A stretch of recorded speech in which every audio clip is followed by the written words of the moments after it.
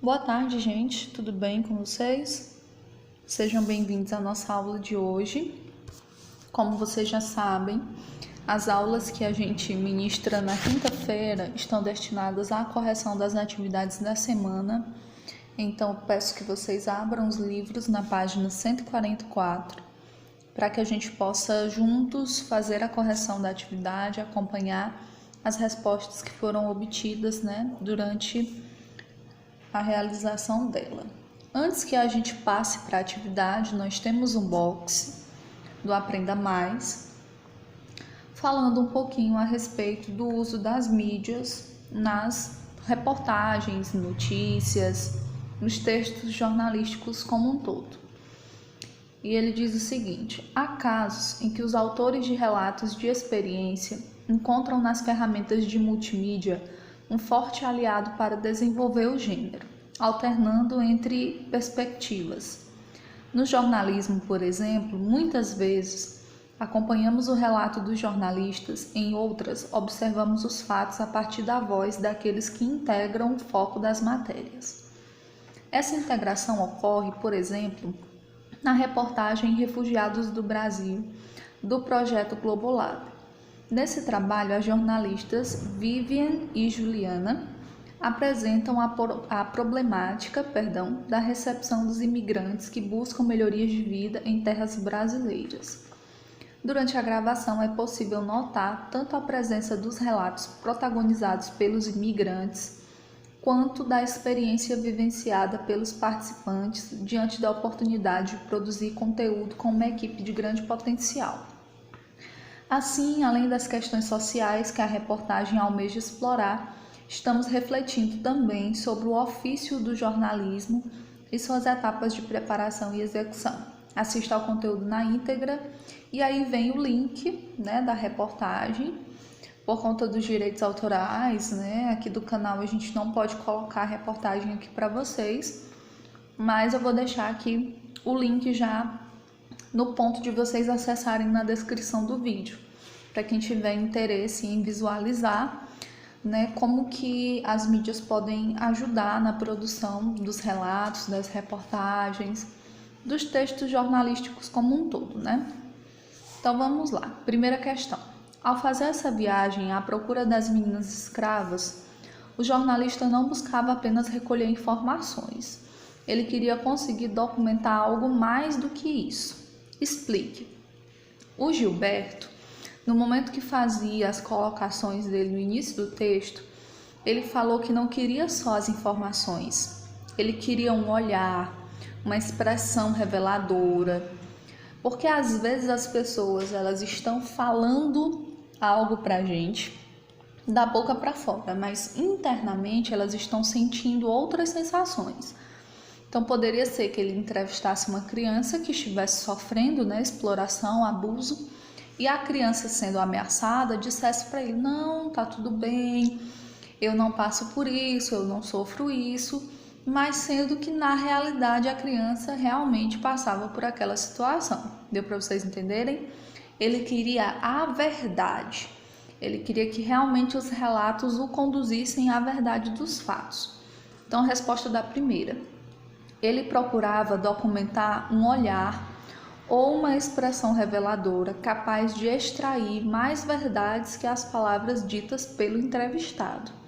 Queria também perceber o que se passava com sua própria cabeça diante do que ele via e ouvia. Segunda questão. No 9º parágrafo do texto, o que o autor quis dizer com a expressão paixão pelo ouro? Como vocês estão vendo aqui no texto, no livro, quer dizer, uma das respostas possíveis é que, por causa da ambição das pessoas de ficarem ricas logo, o ouro era explorado de forma mais intensa, ou de maneira mais intensa, o que acarretaria, a destruição da natureza. Essa paixão pelo ouro, os brasileiros continuam preservando, apesar de se passarem os anos e apesar de se encontrarem de forma escassa alguns garimpos ao redor do país, mas desde Serra Pelada, por exemplo, a gente pode levar em consideração que o brasileiro mantém esse sonho esse desejo de enriquecer através do ouro. Página 145, terceira questão. Leia o trecho abaixo retirado do 8º parágrafo. Nas nuvens, a bordo de um temerário monomotor, aproveito para sondar minhas sensações diante da iminente possibilidade de registrar a existência de escravidão 100 anos depois da abolição. Agora assinale a afirmação verdadeira. Vocês podem perceber que a resposta verdadeira é a letra C. O jornalista se mostra ansioso ao perceber que está prestes a provar que ainda há escravidão no Brasil. Quarta questão. Ainda considerando o trecho do texto reproduzido na questão anterior, indique a expressão que poderia substituir o termo nas nuvens sem alterar o seu sentido. Quando ele disse nas nuvens, ele estava se referindo ao céu, não é isso? Então a resposta correta é a letra C, no céu. Quinta questão. Transcreva do texto a frase em que o jornalista registra sua impressão à primeira vista da cidade de Cuiú Cuiú. Essa impressão a gente encontra no 10º parágrafo do texto, certo? Vamos lá. Primeiro, segundo, terceiro, quarto, quinto, sexto, sétimo, oitavo, nono, 10º. Na página 141, vocês vão encontrar o 10º parágrafo e a resposta já está no primeiro período. As primeiras palavras do parágrafo. Do alto, Cuiú Cuiú parece inofensiva. Essa foi a primeira impressão que ele teve da cidade.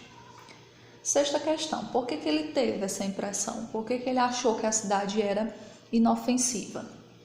A cidade lhe pareceu muito simples.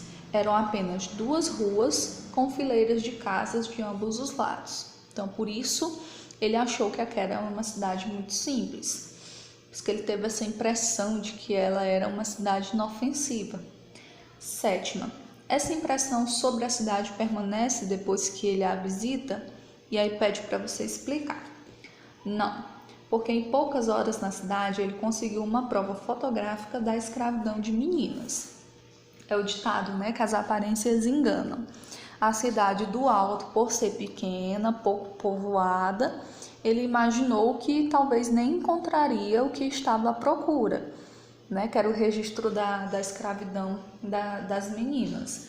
Mas, entrando na cidade, conhecendo a cidade a fundo, ele percebeu que as aparências realmente o faziam cometer uma injustiça, ou então fazer com que ele, na verdade, expusesse uma opinião que não era verdadeira. Oitava questão. Em Cuiú Cuiú, Gilberto de Menstein decidiu mudar seus planos. Que mudança foi essa e o que foi que motivou ele a mudar? Primeiro, ele decidiu voltar logo para Brasília. Então, a mudança de planos era essa, para poder divulgar o que ele tinha descoberto.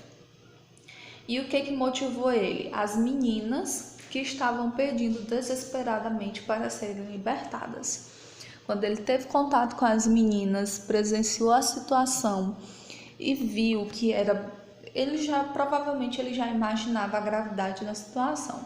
Mas no momento que ele presenciou, muito provavelmente ele percebeu que era mais grave do que aquilo que ele imaginava. Então, eu creio que no momento ele deve ter imaginado que quanto mais rápido ele retornasse, quanto logo ele fosse a Brasília, mais rápido ele poderia divulgar a notícia e aí chamaria a atenção das autoridades e provavelmente essas meninas seriam libertadas daquela situação tão terrível. Página 146. Nona questão. Segundo Dimenstein, a Amazônia é a região que atrai o mais intenso movimento migratório. Isso ele informou para a gente lá no 15º parágrafo. A esse respeito, analise as afirmações abaixo. Então, nós vamos procurar, dentre essas afirmativas, quais são verdadeiras. Primeiro, na Amazônia, a emigração é a mais alta do país. Emigrar é sair, gente. Nesse caso, nós não temos essa informação dentro do texto, né? Ela é a região que mais atrai, então ela recebe muita gente de fora. mas não significa que muita gente que ali está saia dali. Segundo ponto, a Amazônia recebe muitos emigrantes, a maioria interessada na exploração de madeira. Ele enfatizou para a gente dentro do texto que dentro do que se observa, muita gente estava ali em busca de garimpos, né? Ele até trouxe informação, vou procurar ela aqui no texto para vocês. Na página 142, o segundo parágrafo dessa página, ele informava, na volta já para casa, falando o seguinte: reflito sobre as etapas porque passei até chegar a Cuiucuiu, um exemplar de cativeiro entre tantos espalhados na selva amazônica. A maioria deles, prestem atenção, a maioria deles criada em torno de 800 zonas de garimpo, que atraem hoje cerca de 600 mil homens. Então, dentro do texto, o tempo todo nós estamos falando sobre garimpo, né? Regiões de garimpo, pessoas que são atraídas por conta da exploração do ouro ou de outros minérios. Então, a segunda também não está correta. Terceira, a alta taxa de imigração na Amazônia é responsável por uma grande mistura cultural. Correto. A quantidade de pessoas que vêm de fora da Amazônia para o estado faz com que a população tenha uma mistura, né, de culturas, de etnias, de raças. Quarta, na região amazônica, Roraima é o estado com maior número de imigrantes. Correto. Essa informação vocês encontram também dentro do texto. Deixa eu dar uma voltinha aqui, na página 143, ok? Roraima responde por 9,1% do crescimento de população, né, do território. E a quinta, ouro e terras foram atrativos que levaram muitas pessoas a imigrar para a região amazônica. Correto. Então, a resposta certa é a letra E. Tópico 3, 4 e 5. 10ª questão. Nós iremos analisar as afirmativas aqui e colocar verdadeiro ou falso em cada uma delas. Letra A. O relato do Gilberto de Menstein começa em um aeroporto do Pará. Correto. Letra B. O guia local que acompanhou o jornalista e a fotógrafa preferiu esconder seu nome por medo de represálias. Certamente, gente, pessoas que são, no caso dele, servindo como guia turístico, muito provavelmente ele conheça a comunidade, né, que ele levou o Gilberto para fazer a reportagem. Então, se ele conhece a comunidade, ele também pode ser um membro dela. E isso torna as coisas bem mais complicadas. Infelizmente, essa situação aqui do tráfico ilegal e da exploração gera receita, digamos assim, lucro, né, para as pessoas que se servem da exploração. Então, automaticamente, essas pessoas que têm dinheiro têm poder. Então, observem aí que é um emaranhado de pontos que precisam ser levados em consideração. Então, eles fizeram muito bem em omitir a identidade dessa pessoa, porque caso ela fosse revelada, ele realmente ou ela correria muito risco. Letra C. No seu relato, o autor mostra que não enfrentou situações muito difíceis, como na viagem em um avião bastante seguro. Totalmente incorreto, é chamado até de treme-treme, né? O avião. Daí vocês já podem imaginar como que é a situação da viagem. Letra D. O avião utilizado pela equipe na viagem a partir do Pará era conhecido como treme-treme, eu acabei de falar. Porque era, na verdade, um helicóptero. Não, era conhecido como treme-treme porque era ruim mesmo, porque era um avião pequeno, né, como ele falou, um monomotor, e que enfrentava uma viagem muito difícil. Ele também chegou a relatar que aconteceram muitos acidentes nessa região. Por aí vocês percebem como era perigosa, né, a viagem e também o transporte que ele estava utilizando. Letra E. Ao que parece, o jornalista mostra-se ansioso para encontrar um cativeiro de meninas escravas e assim tornar-se mais conhecido e ganhar um salário melhor. Não, o objetivo não é autorreconhecimento, O objetivo não é fazer com que essa pessoa seja divulgada, até porque eu falei lá no começo para vocês que o Gilberto era um jornalista, né, muito conhecido e já conceituado nesse ramo, não precisaria desse tipo de promoção. Letra F. Antes de iniciar de fato seu relato de experiência, o autor realizou uma grande investigação sobre o tema que pretendia relatar, com certeza. Ele não só precisava dessa investigação para ter conhecimento do assunto, como também para entender aonde ele estava realmente se metendo, porque era uma situação delicada, complicada, ele precisaria visitar outro estado, uma região desconhecida, precisaria de um guia. Só para vocês terem ideia da dificuldade de acesso do local que ele iria visitar. Então, tudo isso poderia gerar um grande problema se ele não soubesse muito bem o que estava fazendo. Letra G. Os dados recolhidos pelo jornalista tinham como único objetivo sua publicação em um jornal. Não, ele ia produzir um livro, né? Essa informativa foi dita para a gente lá no começo do texto. Letra H, na página 147, no último parágrafo do texto, Gilberto de Menstein apresenta seu ponto de vista sobre pessoas que conheceu. Para ele, elas têm histórias de vida que mereciam ser contadas em um romance ou um filme. Verdadeiro, né, gente? 11ª questão. Pede para a gente reler o penúltimo parágrafo do texto e, em seguida, responder às questões propostas. Protegida pela natureza que dificulta o acesso por terra e até por ar, incontável número de acidentes de avião, a selva cria estados dentro do estado, onde a lei é ditada por quem tem mais armas, melhores pistoleiros e mais audácia.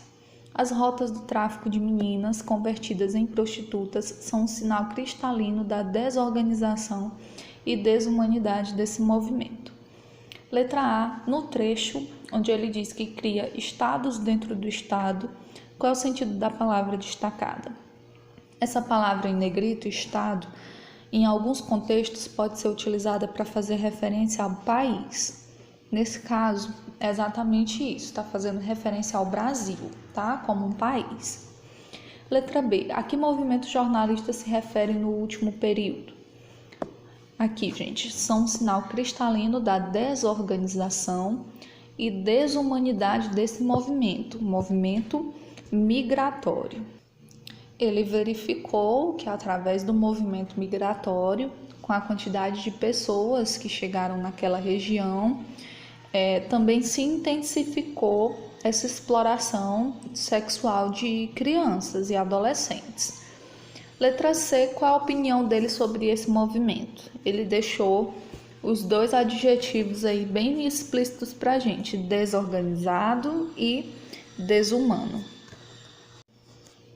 A 12ª questão diz o seguinte: o rap é um gênero que, em razão de seu forte papel social, carrega a linguagem do relato em grande parte de suas composições, seja explorando temáticas de indignação coletiva, seja narrando momentos mais específicos de sua vida. Os compositores tendem a relatar o mundo ao redor com base na própria biografia, transformando a memória coletiva em uma extensão de sua vida. Nos versos de Linhas Tortas, composição do rapper carioca Gabriel o Pensador, a trajetória do artista é relatada desde a sua época colegial, até o reconhecimento de seu trabalho. Gente, como nós não podemos colocar aqui a música em si, eu vou trazer só alguns versos da música do Gabriel para que vocês possam perceber a presença do relato dentro dessa canção, tá bom? Eu trouxe aqui, gente, para vocês só um trecho da música dele, tá? No livro tem o link, depois vocês podem pesquisar para vocês poderem ouvir a música completa, né? Nesse trecho diz o seguinte: tudo começou na aula de português. Eu tinha uns 5 anos ou talvez uns 6. Comecei a escrever, aprendi a ortografia, depois as redações para nossa alegria. Professora dava tema livre, eu demorava para escolher um tema, mas depois eu viajava. E nessas viagens os personagens surgiam, Pensavam, sentiam, choravam, sorriam. A minha tia-avó, veja só você, me deu de aniversário uma máquina de escrever. Eu me senti um baita jornalista, tia, que nem a minha mãe que trabalhava na TV. Vejam que nesses versos ele não está relatando um fato estranho, uma coisa que aconteceu com outra pessoa, né? É um fato pessoal, é uma parte da história dele. Está retratando realmente coisas que ele presenciou, que ele vivenciou. Então aqui, apesar de nós estarmos analisando a letra de uma música, nós também estamos diante de um relato de experiência, tá? Era isso que a 12ª questão queria que vocês observassem. Que o relato de experiência ele pode ser encontrado de diversas formas, né? Em diversas expressões artísticas, por exemplo, como é o caso aqui da música Linhas Tortas do Gabriel Pensador. Certo, gente? Então nossa aula de hoje fica por aqui e até a próxima semana.